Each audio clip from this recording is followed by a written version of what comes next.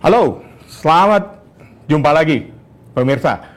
Di panggung politik debat Pilpres 2024, Anies Baswedan menatap Prabowo Subianto dan memberi nilai 11 dari 100. Anies kira-kira mengatakan seperti ini, belanja ratusan triliun, tapi pertahanan masih bocor. Narkoba, penyelundupan, bahkan peretasan masih masuk. Hasilnya jauh dari harapan. Wow, itu ucapan yang sangat satir sekali. Itu pada saat Pilpres 2024 lalu. Dari sini kita menunjukkan bahwa nilai itu bukan sekedar angka. Itu bagian dari simbol kritik tajam yang bahkan nyaris menihilkan kinerja Prabowo di hadapan publik pada saat itu.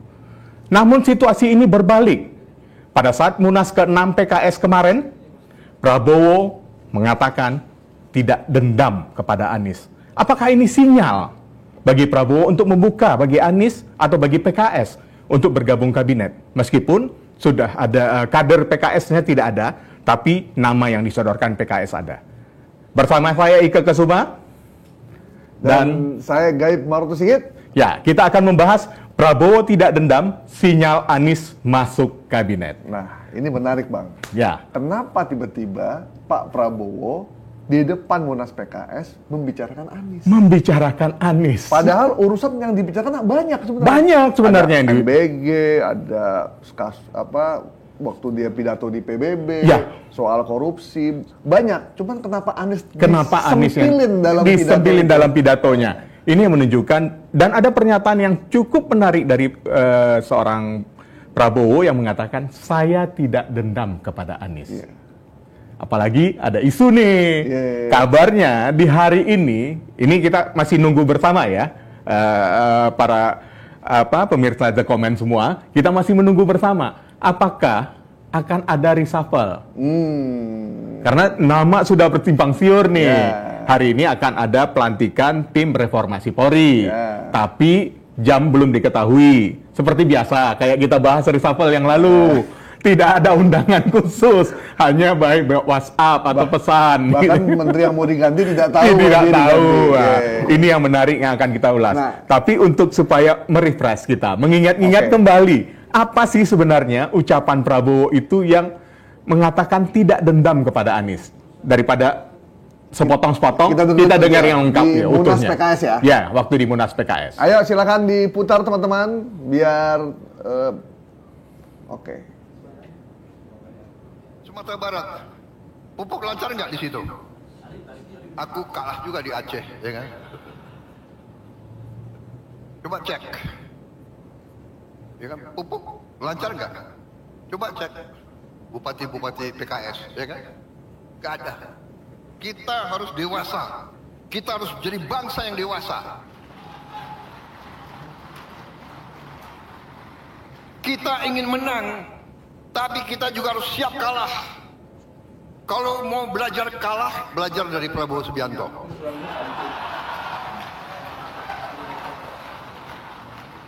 Lima kali pemilihan, 4 kali kalah.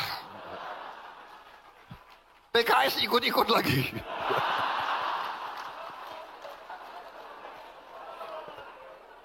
Dua kali dukung gue, 2 kali kalah. Yang gue menang, lu nggak dukung lagi.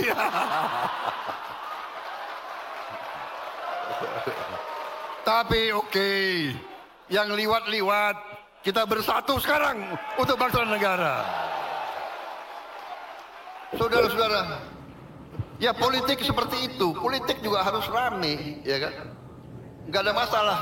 Aku tuh terus terang aja. Ya, udah. Saya tuh nggak dendam sama Anies, enggak. Ya. Kalau ya dikasih nilai 11 tuh gue nggak apa-apa itu. Bener loh. Sebetulnya dia yang bantu aku menang, saudara. Karena emak-emak kasihan gitu loh. Iya kan? Saudara-saudara, kalau debat presiden atau kan nggak menarik. Rakyat seneng lihat apa itu? Perdebatan. Lihat rame-rame seneng, bener nggak? Jujur, iya kan? Jadi saudara-saudara, kita harus Kita harus demokrasi yang dewasa. Ya kan? Siapa presiden, siapa wakil presiden, siapa, ya oke. Yang penting siapapun kita bersatu, kita kerja untuk bangsa dan negara. Oke, cukup ya? Kita. Oke, Bang, dari pesannya itu untuk demokrasi, untuk bangsa, kita mesti bersatu. Kita mesti bersatu. Kita tunjukkan bahwa kita bekerja. Itu poinnya. Kayak kode ngajakin gitu loh. Iya. Mesti bersatu, bekerja untuk bangsa. Itu sinyal. Yeah. Kalau saya menilai sinyal. Kalau Bung Gaib gimana nih? Sama. Saya merasa sebenarnya kabarnya yang kita dapat, sebenarnya Anies sempat pernah bertemu juga dengan Prabowo. Betul. Tapi waktu itu kayaknya belum ada. Belum ngeklik lah ya. Belum ngeklik. Mungkin ajakan Prabowo belum ini gitu, belum sampai ke hati gitu. Betul. Tapi dengan ajakan terbuka ini, mungkin Anies kali aja mau gitu. Ya, kita nggak tahu ya, karena kita bisa banyak sekali perubahan-perubahan yang terjadi di dalam politik. PKS pada saat ditanya memberikan dukungan kepada Prabowo pada saat Prabowo sedang menyusun kabinet Merah Putih, PKS diminta siapa kadernya. Dalam pidato yang di Munas ke-6 PKS itu juga disebutkan, Prabowo berterima kasih kepada PKS yang menyodorkan profesional, bukan kader politiknya. Ya, Menteri Ketenagakerjaan, Shirley, langsung disebut oleh Prabowo. Nah, apakah Anies ini bukan dianggap lawan politik lagi, karena pada saat itu Anies didukung oleh PKS. Dan banyak sekali masa PKS pada saat itu yang sangat mengeluh-ngeluhkan Anies pada saat Pilpres 2024. Apakah ini sebagai kode, ayo dong gabung, kirim yang profesional, bukan kader lagi gitu. Jadi Anies masuk sebagai profesional. Ya, betul. Pertanyaannya kalau Anies masuk, kira-kira nih anak abang pada bersedia atau enggak? Mau apa enggak? Gitu. Mau apa enggak gitu ya. Karena kalau kita lihat dari survei, saya lupa, survei Litbang Kompas yang kapan gitu ya, kinerja Prabowo itu sempat turun ya. Kinerja Prabowo itu sempat turun, dan itu kalau dilihat dari siapa yang memberikan survei, latar belakang politiknya, pendukung PKS dan Anies yang membuat nilai kinerja Prabowo itu turun. Gitu. Yang membuat kinerja Prabowo itu jelek. Apakah ini sebagai tantangan Prabowo? Ayo dong, jangan sampai ngejatuhin saya. Ini politik sudah selesai. Ayo gabung aja lah. Kita gabung, bangun negara ini bersama-sama. Kan berulang kali, kalau kita lihat di beberapa acara partai politik, Prabowo selalu mengatakan, kita harus bekerja bersama untuk membangun negeri ini. Demi kesejahteraan rakyat. Jangan biarkan saya bekerja sendiri. Kan begitu. Itu memang ajakan Pak Prabowo untuk membangun bangsa ini, Bang. Itu yang membuat akhirnya PKS itu luluh juga. Ya, betul. Gitu kan. Sebenarnya banyak pendukung PKS yang tidak ingin PKS itu masuk ke dalam koalisi sebenarnya. Tidak, Cuma karena Prabowo mengajak dengan penuh semangat, marilah bangun bangsa ini daripada membuat perbedaan, baiknya kita bersatu, karena kata Prabowo, saya juga perlu dijagain juga dari partai di luar yang koalisi sudah ada. Nah, saya perlu dijaga juga dari partai politik di luar koalisi yang sudah ada. PKS kan sebenarnya bagian dari koalisi ya, setelah terpilihnya Prabowo. Tapi kalau kita lihat ke belakang nih, Mardhani Alisera masih sering juga tuh kritik-kritik pemerintahan Prabowo. Dan itu di dalam Munas itu Prabowo juga menyampaikan bahwa pemerintahan Prabowo, pemerintahan saya membutuhkan kritikan, tidak hanya sekedar pujian. Itu menunjukkan keseriusan Prabowo. Itu artinya Pak Prabowo tuh udah terbuka sebenarnya. Ya, betul. Jadi sampaikanlah informasi ke Prabowo apa adanya. Apa adanya. Jadi jangan ditutup-tutupi. Jangan ABS. Ada ini Bang, ada istilah gini. Bunuhlah aku dengan kejujuranmu daripada kau bahagiakan aku dengan kebohonganmu. Ya. Itu penting buat pemimpin untuk mendapatkan informasi utuh dan apa adanya. Nah, jadi jangan dipotong-potong. Jangan dipotong-potong. Dan jangan hanya yang baik-baik aja. Dan itu diakui oleh Prabowo loh pada saat pidato Munas, dengan nilai 11 dari 100 itulah membuat saya menang.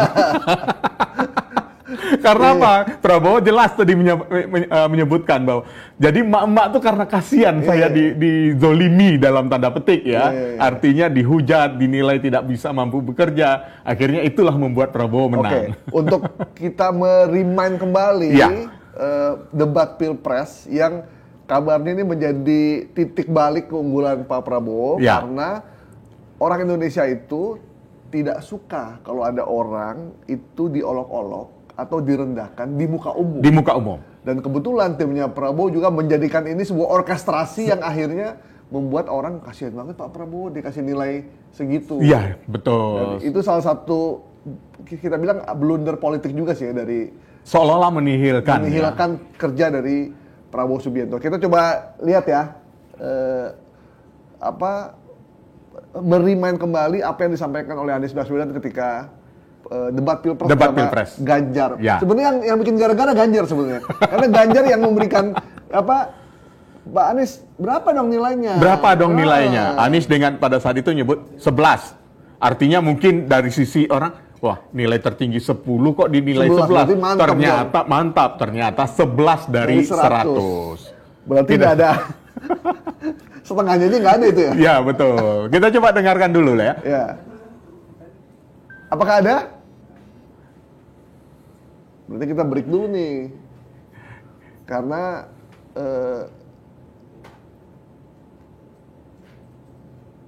ya sambil menunggu itu ya. Ada ya kawan-kawan?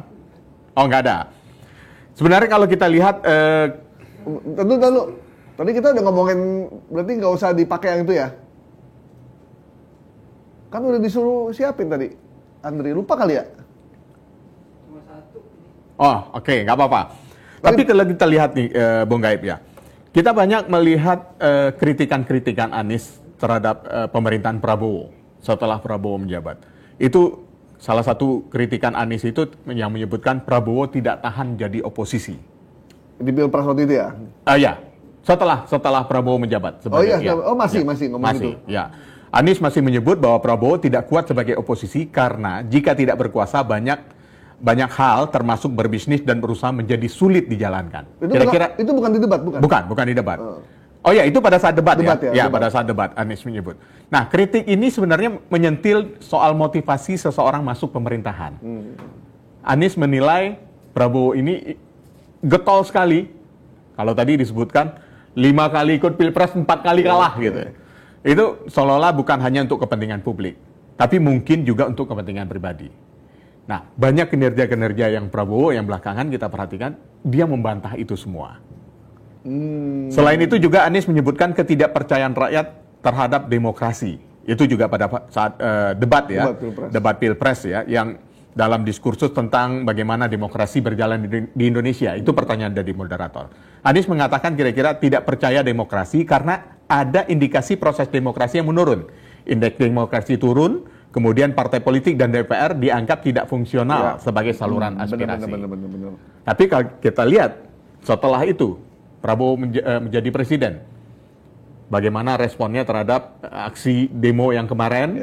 Ya, yang dianggap tidak fungsional menyerap aspirasi, semua didengarkan. Bahkan gerakan tokoh dari gerakan Nurani Bangsa pun ditampung, diterima. Bahkan untuk membentuk tim reformasi salah satu sarannya juga ditampung. Bahkan dengan kerja cepat Prabowo akan membentuk tim reformasi Polri dan mengajak tokoh-tokoh yang selama ini kritis terhadap pemerintah dan Polri diajak untuk bergabung. Untuk bergabung yang benar-benar untuk bagaimana reformasi itu sebenarnya.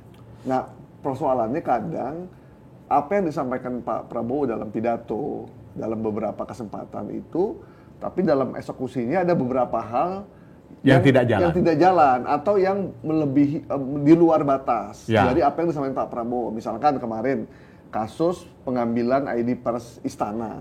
Itu kan sesuatu yang sangat represif kan. Seolah-olah Pak Prabowo ini dilindungi, tidak boleh ditanya. Kalau ditanya yang tidak sesuai dengan pertanyaan yang diberikan, maka itu dianggap pelanggaran. Sehingga ID Persnya harus dicabut. Padahal mungkin Pak Prabowo nggak ngomong begitu, nggak nyuruh begitu juga. Nah itu yang kita anggap eksekutornya yang berlebihan. Khawatirnya masyarakat akhirnya menilai jangan-jangan selama ini benar kalau Pak Prabowo dibatasi asupan informasinya. Sehingga banyak dalam berbagai kesempatan Pak Prabowo menyampaikan pidato, orasi kadang tidak sesuai dengan konteks yang terjadi di masyarakat. Ya, betul. Itu juga harus diperbaiki. Itu yang akhirnya masyarakat, wah jangan-jangan benar nih. Padahal dalam beberapa kali kesempatan Pak Prabowo ini nggak seperti yang digambarkan itu. Begitu kira-kira. Mungkin ya karena kalau kita lihat pada saat turun dari pesawat ya, kemudian bertemu Wapres ya, disambut Wapres dan sejumlah menteri.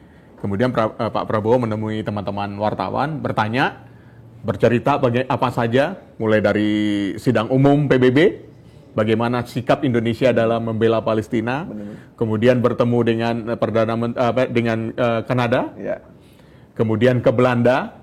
Di Belanda Presiden Prabowo membawa pulang kembali 3.000 artefak yang dibawa oleh Belanda, dikembalikan ke Indonesia. Luar biasa ya. Ya, luar biasa sekali, prestasi yang sangat luar biasa. Di antara prestasi yang luar biasa, muncullah satu pertanyaan. Bagaimana terkait MBG? Dan itu Pak Prabowo udah balik loh. Ya. Maksudnya udah menuju ke pesawat lagi, mau pulang, tiba-tiba ditanya, dia balik. Dan jawab. Artinya dia nggak alergi dengan pertanyaan itu. Kalau seandainya Pak Prabowo pada saat itu tidak mau menjawab, ya selesai gitu. Dan kenapa saya bilang, saya sempat berdebat juga, kenapa pertanyaan MBG ini Pak Prabowo tidak pernah melarang? Karena kalau dia melarang, dia nggak akan bertanya, nggak akan berbalik, dia akan mengabaikan. Tapi dia berbalik dan menjawab. Artinya dia nggak masalah dengan pertanyaan itu. Dan jawabannya pun juga menurut saya bagus-bagus saja. Dan sangat tidak masalah, apalagi ada penekanan bahwa Prabowo akan menerbitkan Kepres tentang aturan-aturan dan regulasi terkait program MBG ini. Ya. Artinya akan memperkuat. Ya.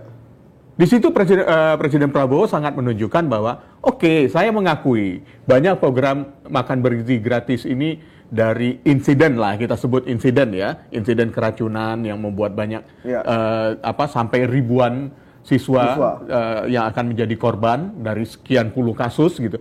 Tapi ini akan kita perbaiki, sangat serius. Artinya Prabowo pun juga dengan nyaman, saya menilainya nyaman menjawab pertanyaan dari wartawan yang bertanya terkait program MBG yang banyak disorot, polemik MBG yang banyak disorot ini. Oke.